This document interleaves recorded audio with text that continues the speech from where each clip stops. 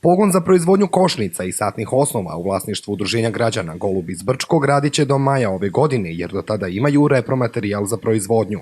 U pogonu trenutno rade mlađi članovi udruženja sa skraćenim radnim vremenom zbog policijskog časa te se trude da izvrše isporuke košnica koje su ranije bile poručene od strane pčelara. Obzirom da smo mi smanjili već u decembru obim posla, repromaterijala otprilike imat ćemo za te članove koji su se već najavili, to je negdje do maja. Međutim, poslije maja vjerovatno ćemo obustaviti proizvodnju. Prvi je razlog taj što nama pčelarima kreće sezona, idemo kod pčela, imamo tamo puno posla, a drugi je i taj što nemamo ni radne snage ni repromaterijala. Dragičević napominje da se materijal za izradu košnica nabavlja iz Krajine i sa Romanije, ali u ovom momentu teško doći do njega, budući da i ti prerađivači rade u umanjenom kapacitetu.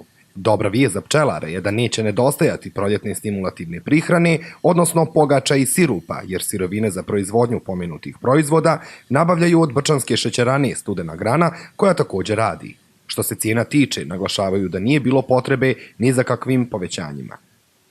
Nismo ništa povećali, neki smo čak i smanjili, ne bi malo aktivirali pčelare. Nismo smanjili zbog korone, nego smo smanjili od prošle godine.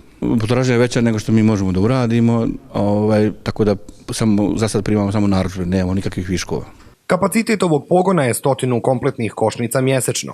Podsjećamo, pogon za proizvodnju košnica i satne osnove Udruženja građana Golub pokrenulo je prije godinu dana uz pomoć USAID-ovog programa Farma 2.